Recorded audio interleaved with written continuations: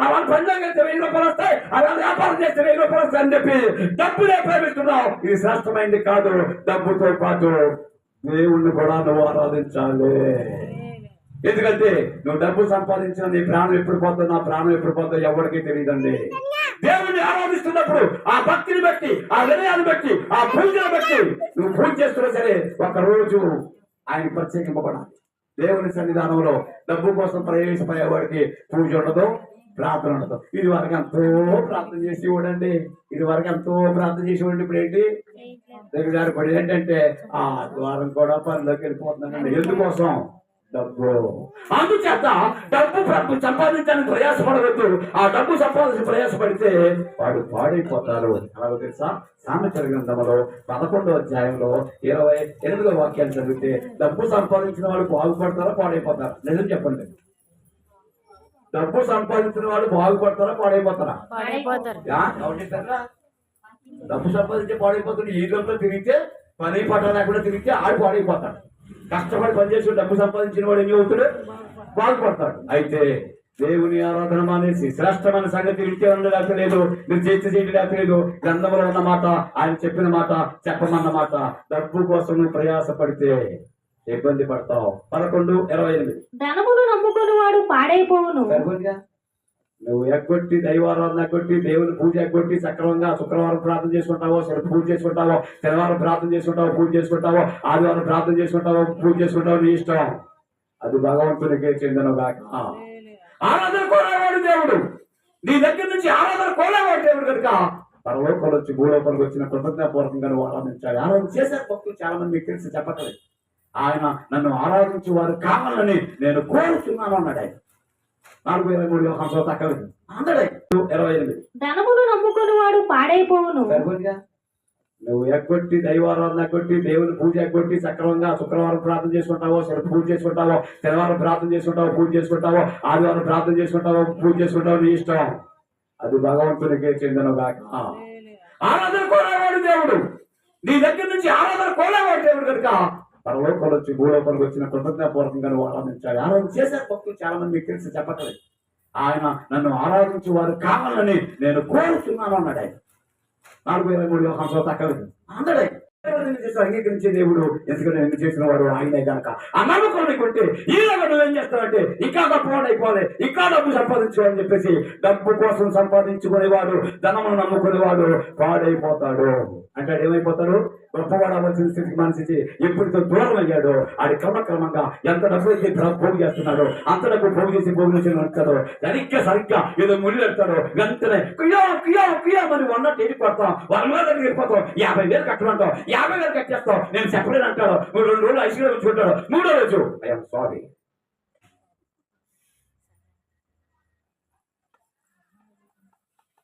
అవునా కదా? ఇది ఎందుకు పాడైపోడు తెలుసా? దైవారాధన దేవుని పూజ మానేసి డబ్బులు సంపాదించుకుంటున్న వాళ్ళు టేకే. నీ డబ్బు నీతో కూడా రాదు. ఖచ్చితంగా నీ భక్తి నీతో వస్తుంది. మీరు నమ్మితే నమ్మడం, లేకపోతే లేదు. మాట్లాడాలి. మీరు మాట్లాడకపోతే ఆగిపోతే భోజనం రెడీ అయిపోతుంది. మార్మాస్ పొందేసాం పొందలేదా? పొందేసాం. ఇంకా మనం పొందాం. ఇప్పుడు పొందవసలేదు. మరి పొందవలసిన సంగతి ఏమిటి? వారు పొందాలి కదా. ఇప్పుడు శ్రేష్టమైన ఆయన పండుగని చెప్పాను, నా ఆనందం చెప్పాను, గుర్తుంచుకోండి. ఇప్పుడు శ్రేష్టమైన సంగతులు చెప్తున్నాను. ఎందుకంటే ఇవాళ ఆరాధన కానీ, క్రైస్తవ ఆరాధన కానీ, పూజా విధానం కానీ ఏమైందంటే వ్యాపారం అయిపోయింది. ఎందుకంటే దేవుణ్ణి అడ్డం పెట్టి కదా, దేవుణ్ణి అడ్డం పెట్టి వ్యాపార ధోరణి అయిపోయింది, బిజినెస్. ఎందుకంటే ఈ ప్రార్థన ఎట్టేమనుకోండి, మన నివేద సంతోషకరమైన సేవలో నివేద చేయడం చెప్తా ఉంటే ఎంత వచ్చేస్తుందో డబ్బు శ్రీనివాస్ గారు అన్నారు. నాకు లెక్క ఎట్లా పోతున్నా 20వ తారీఖు లెక్క ఎడగండి అంటే ఆలోచన ఏంటి? బిజినెస్ తరఫు చేస్తున్న వాళ్ళు ఉన్నారు కనుక ఇది వాళ్ళని ఫోటోలు తీసి, పనికిరాలను ఫోటోలు తీసి, పేదవాళ్ళని ఫోటోలు తీసి, ఆ ఫోటోని నమ్ముకున్న వారు మోడీకి రాకముందు నమ్ముకున్న దైవ సేవకులు ఎంతో మంది నాకు తెలుసు. మోడీ గారు 3వ ప్రధానమంత్రిమైనప్పటికీ నక్కేసాడు, తెగొట్టేశాడు. ఇప్పుడు అక్కడి నుంచి వచ్చి అని ఆగిపోయి, ఎప్పుడైతే ఆగిపోయి జనం మీద పడతాం మొదలెట్టాడు. వ్యాపారం చేస్తున్న క్రైస్తవులు లేకపోలేదు. దేవుని దైవాలు మీకు ఎవరికి తెలియదు, నాకు తెలుసండి. దేవుని సన్నిధానంలో ఎవరైతే ద్రవ్యాన్ని ధనాన్ని నమ్ముకుంటాడో వాడు పాడైపోతాడు. ధనాన్ని నమ్ముకోకూడదు. యేసు ప్రభుని, భగవంతుని, సర్వేశ్వరుని, సృష్టికర్తని నమ్ముకోవాలి. శ్రేష్టమైన సంగతి. అవునంటారా కాదంటారా? అవునంటారా కాదంటారా? ఏమా సామెతల గ్రంథంలో 23వ అధ్యాయంలో 4వ వాక్యాన్ని సందర్భంగా చదివితే, సామెతల గ్రంథం 23వ అధ్యాయం 4వ వాక్యం. ఐశ్వర్యము పొంద ప్రయాస పడకుము, ఆ, నీకు అట్టి అభిప్రాయం కలిగినను ఆ. దానిని విడిచిపెట్టుము. డబ్బు సంపాదించాలని ప్రయాసపడద్దు.